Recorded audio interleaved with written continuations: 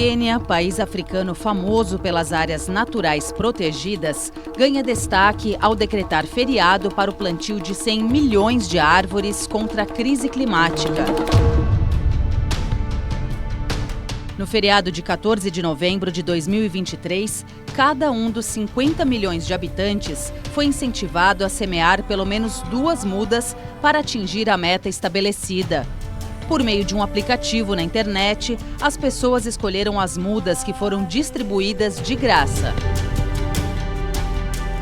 O governo queniano planeja atingir 15 bilhões de árvores cultivadas no prazo de 10 anos. O feriado para o plantio de mais florestas no Quênia serve de exemplo como projeto para conquistar o apoio público em ações necessárias para conter o colapso climático.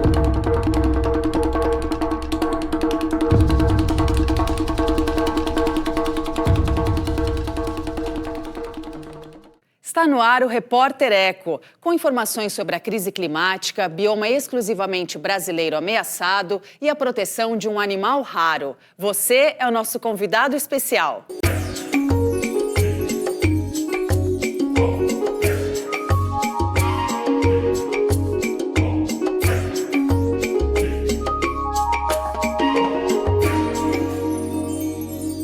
Veja os destaques do programa de hoje. As expectativas para a COP28, a Conferência das Nações Unidas sobre Mudanças Climáticas. Estudo científico mostra que eventos extremos como as secas colocam em risco a biodiversidade da caatinga. E a história de um raro tamanduá albino batizado de Alvinho, encontrado no Cerrado do Mato Grosso do Sul.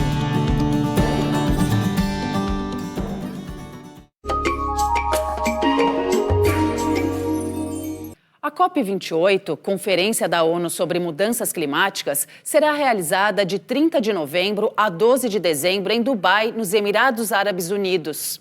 Cientistas e ambientalistas temem que os governos não assumam compromissos relevantes para tentar conter o aquecimento do planeta.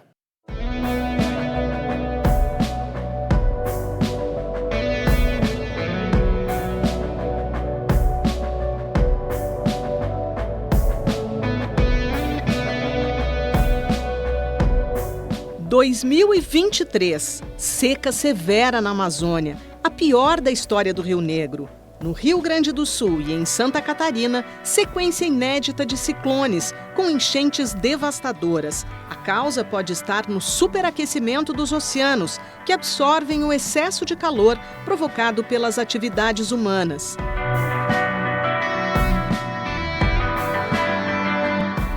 No hemisfério norte, a onda de calor provocou novas mortes. Segundo o Observatório Europeu Copérnicos, julho e agosto foram os meses mais quentes registrados no planeta. Aqui no hemisfério sul, inverno com dias de temperaturas altas de verão. Basta você ligar a televisão, né? Tá ali acontecendo perda de safra, perda de vidas, perda de casas.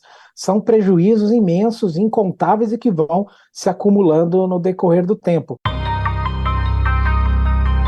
O intenso uso de combustíveis fósseis derivados do petróleo, como gasolina, diesel e carvão, acumulou gases poluentes na atmosfera. Desde a Revolução Industrial, a temperatura média no planeta subiu 1,2 graus Celsius. Parece pouco, mas causa os eventos climáticos extremos.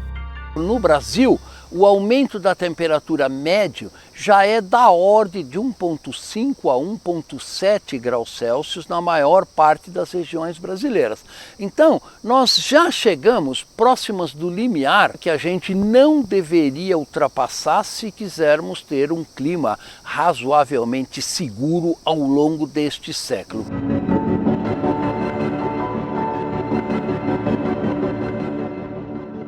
Mais uma vez, a ONU, Organização das Nações Unidas, vai promover o debate sobre mudanças climáticas. A COP28 será em Dubai, nos Emirados Árabes Unidos. Participam 198 países e mais a União Europeia. O desafio continua sendo o mesmo.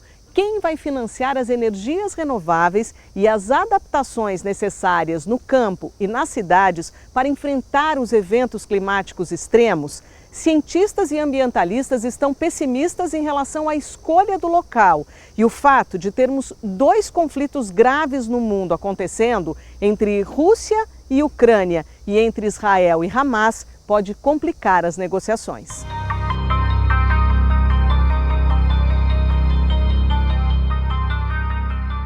Os Emirados Árabes é uma ditadura que não permite sequer manifestação pública. Mas a gente tem também na presidência da conferência uma pessoa que ela é presidente de uma das maiores petroleiras do local, do país que hospeda a conferência. O objetivo da conferência deveria ser acabar com a produção de petróleo até 2030. Os países em desenvolvimento vão insistir no financiamento de pelo menos 100 bilhões de dólares anuais, acertado na COP27 no Egito e não liberado pelos países ricos. O recurso é considerado insuficiente por alguns especialistas. Nós temos países que ainda estão extremamente atrasados na descarbonização da sua economia, e isto vai requerer um recurso que a maior parte dos países em desenvolvimento não tem.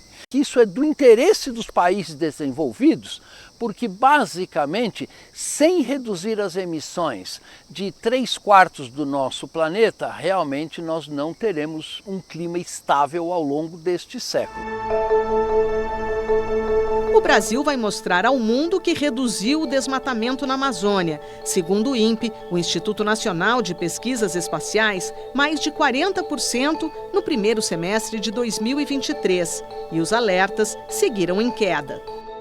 O governo Lula também chegou a fazer uma reunião à cúpula da Amazônia para traçar uma linha de atuação conjunta desses países florestais para acabar com o desmatamento, ou pelo menos combater a ilegalidade da destruição florestal. Nós temos o maior potencial mundial de geração de energia eólica e solar.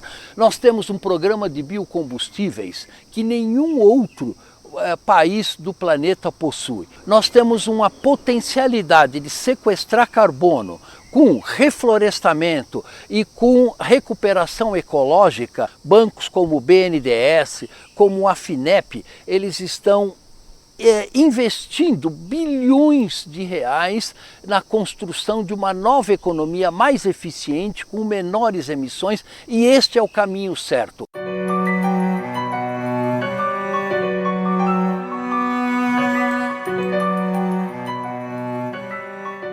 Agora o Brasil enfrenta contradições internas, né? O Brasil é hoje um incentivador da exploração de petróleo.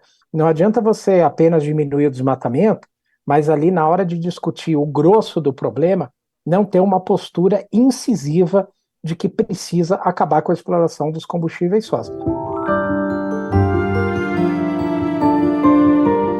A secretária nacional de Mudança de Clima do Ministério do Meio Ambiente, Ana Toni, afirma que o governo federal vai continuar o combate ao desmatamento para tentar zerá-lo até 2030 e que estabeleceu uma meta máxima de emissão de carbono para ser cumprida por todos os setores da economia. É um tema muito difícil, não só dentro do Brasil, mas, infelizmente, para o mundo inteiro, e é um tema que a gente espera que a gente possa debater com maturidade. Qual é a transição necessária de combustíveis fósseis, mas tem que ser uma discussão global.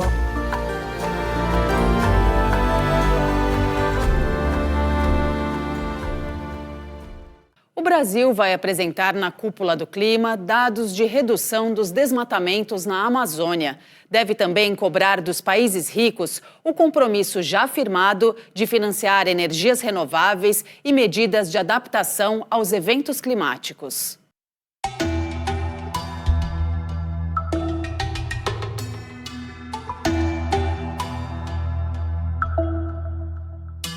Em evento de lançamento em São Paulo do Plano de Transformação Ecológica, coordenado pelo Ministério da Fazenda, a ministra do Meio Ambiente, Marina Silva, defendeu a necessidade de mudanças profundas no atual modelo insustentável de desenvolvimento para frear o aquecimento global e reiterou os compromissos de combate à crise climática que o Brasil deverá apresentar na Conferência da ONU.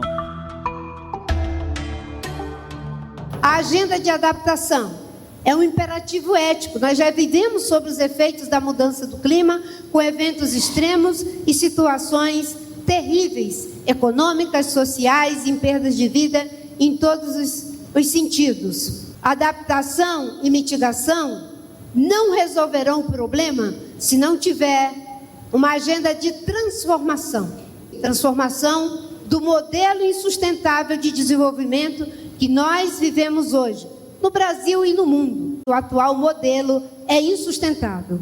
Insustentável do ponto de vista econômico, social, ambiental e cultural. O Brasil vai para a COP liderando pelo exemplo. E o Brasil conseguiu, nesses 10 meses, uma redução de desmatamento de 49,5%, evitando lançar na atmosfera mais de 200 milhões de toneladas de CO2.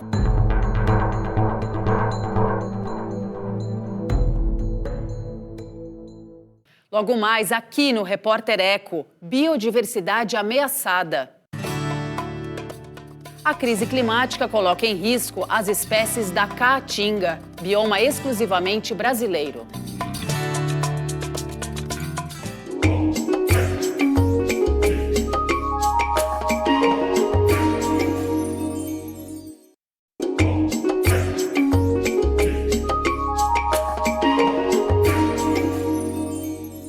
Estudo publicado na revista científica Journal of Ecology alerta para o impacto da crise climática na caatinga. As secas intensas podem causar a perda de cerca de 90% das espécies do bioma só encontrado no Brasil.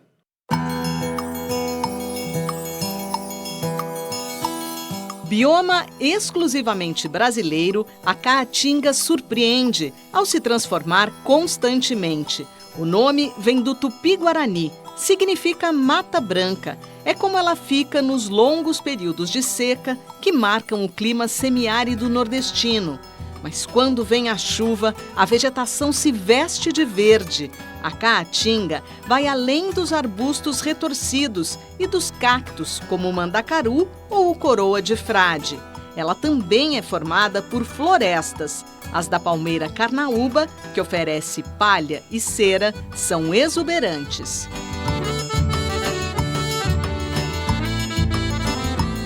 A árvore símbolo é o juazeiro, que pode chegar a 10 metros de altura. O tatu-bola, perfeitamente camuflado na paisagem, também representa a caatinga. Rica em mamíferos, como as onças, e em aves, como a alma de gato. Presente em 10 estados do Nordeste, ocupa um território de mais de 860 mil quilômetros quadrados, o que equivale a cerca de 10% do território nacional. Em seus lajeados e grutas, guarda vestígios da nossa pré-história.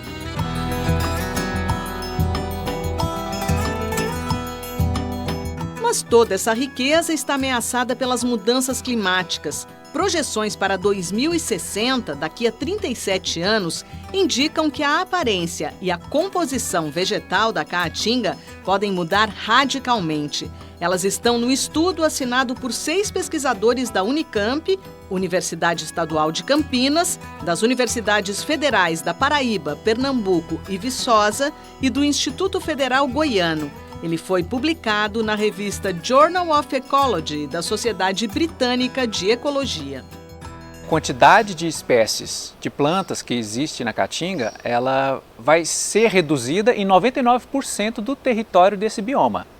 Então a gente vai ter uma perda na quantidade de espécies em praticamente toda a caatinga. Dentre as espécies que vão permanecer, a gente vai ter uma menor variação nos tipos de espécies que existem, na composição da paisagem. Então as paisagens vão ficar mais homogêneas, as mesmas espécies acontecendo nos mesmos lugares, né? E isso é algo que a gente percebe para 40% do território da caatinga. Por fim, a gente percebeu que entre as espécies mais afetadas estão plantas arbóreas, enquanto que as menos afetadas estão as suculentas, herbáceas, gramíneas, né? Então o porte da vegetação ele poderá mudar ao longo da caatinga. No melhor cenário, com algum controle do aquecimento global, cerca de 50 espécies desaparecerão. No pior, serão 250, um número 5 vezes maior. Há risco de perda de plantas endêmicas que só ocorrem ali.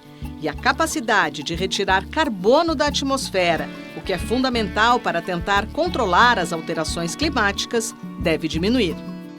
O sequestro de carbono é a fotossíntese, que toda a vegetação faz, né? Então a fotossíntese é retirar o dióxido de carbono da atmosfera, né? E a planta libera oxigênio.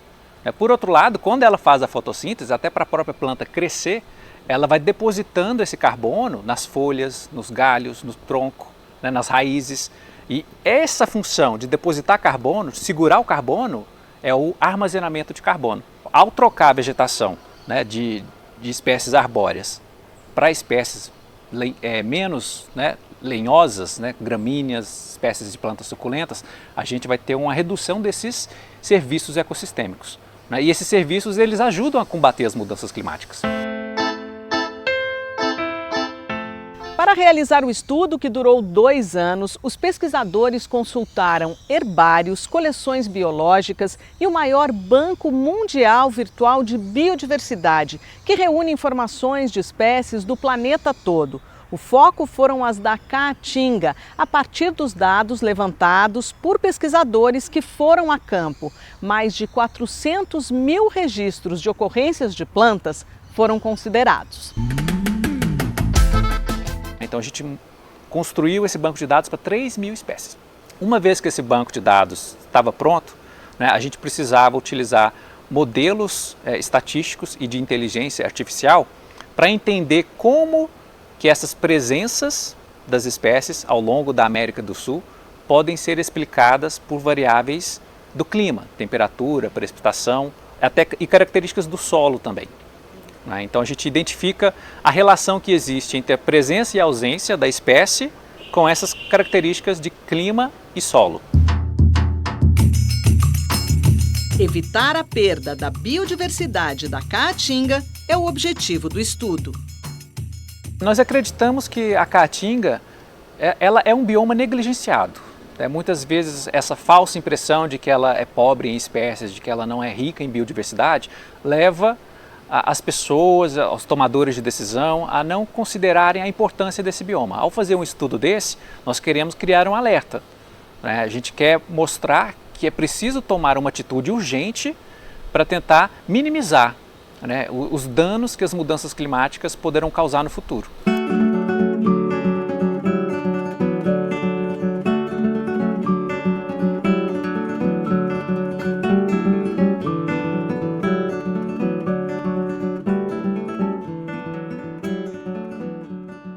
Vamos às notícias socioambientais do Brasil e do mundo que tiveram destaque. Pela primeira vez, a temperatura média global ficou acima de 2 graus Celsius em relação aos níveis da era pré-industrial. A marca foi registrada no último dia 17 de novembro. Relatório da ONU alerta que a temperatura do planeta pode subir até 3 graus Celsius, se os governos não tomarem medidas para conter as mudanças climáticas. As emissões de carbono do Brasil, um dos gases do efeito estufa, caíram 8% em 2022, por conta da queda no desmatamento e diminuição no uso de termoelétricas. Foram lançadas na atmosfera 2,5 bilhões de toneladas de CO2, mas a taxa do governo passado ainda é a terceira maior desde 2005. Os dados são da rede Observatório do Clima. O indigenista Bruno Pereira e o jornalista inglês Dom Phillips, assassinados em 2022 no Vale do Javari, no Amazonas, recebem homenagem póstuma do governo federal. O presidente Luiz Inácio Lula da Silva concedeu aos dois a Ordem do Rio Branco. O objetivo da condecoração é distinguir serviços meritórios e virtudes cívicas. Veja a seguir aqui no Repórter Eco. A história curiosa do raro tamanduá bandeira albino encontrado no Cerrado do Mato Grosso do Sul.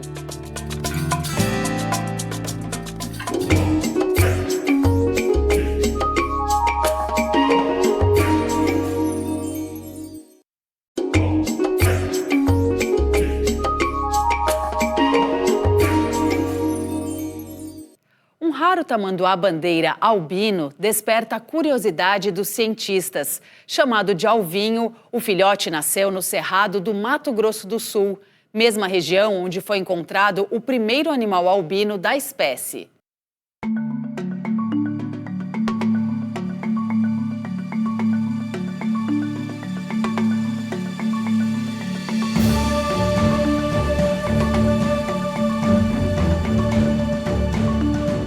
Ele é inconfundível.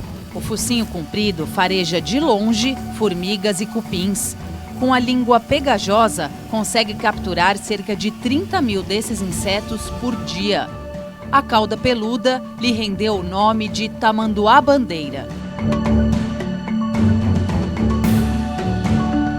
Esses mamíferos de grande porte chegam a medir 2,20 metros e pesar 45 quilos. Vivem principalmente no cerrado e se alimentam em campos abertos, mas usam áreas florestais para se proteger do calor. Se está muito quente ou muito frio, eles vão buscar uma área mais florestada, porque as áreas florestadas, né, elas são um abrigo. Então, se está muito quente, ela está mais fresquinha. Se está muito frio, ela está um pouco menos fria. Então, os tamanduás, eles ficam trocando de ambiente para controlar a temperatura do corpo.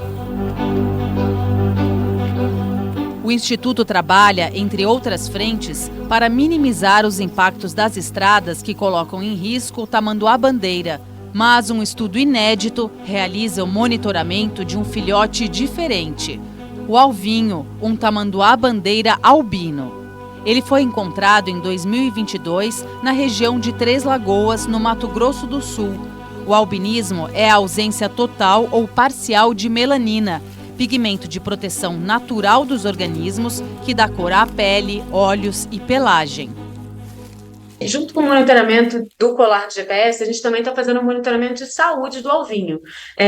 E a gente está há 1 ano monitorando ele, a gente faz, né, capturas regulares dele para ver como está a saúde dele, e o alvinho está indo muito bem. A gente quer entender principalmente como que essa pelagem está afetando o comportamento e as adaptações que esse animal está adotando para sobreviver como um albino, né? Porque a gente sabe que a cor da pelagem é muito importante, né? A melanina ajuda a gente a absorver, né, a radiação UV, então protege a pele, né, de lesões, de câncer. Então, assim, como que um animal desse que vive no cerrado, né, que é um ambiente super aberto, com muito sol, está sobrevivendo sem essa melanina?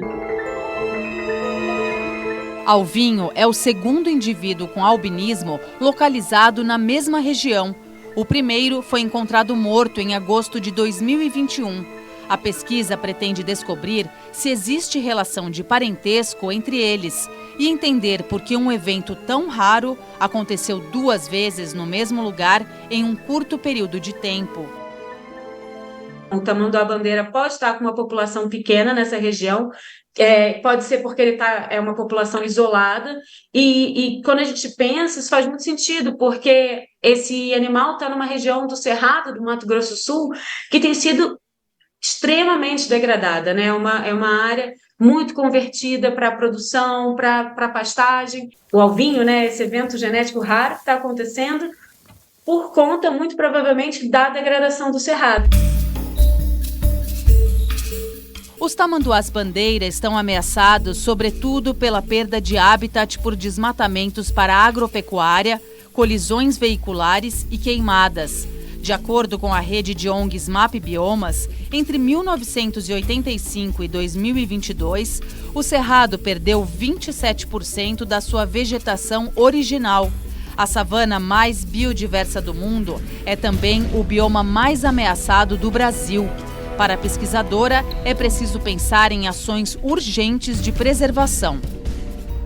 Não só a criação de reservas, né, de unidades de conservação, mas também a gente manejar todos os ambientes com os animais em mente. Então, a gente tem que pensar numa forma de manejar essas estradas de forma a deixá-las mais seguras para os animais e para as pessoas. O tamanduá-bandeira, ele é uma espécie emblemática, né, do Cerrado. O que a gente quer é que ele realmente seja uma bandeira para a conservação do cerrado, né, para chamar atenção para esse bioma que é tão importante e que recebe tão pouca atenção, né, de conservação.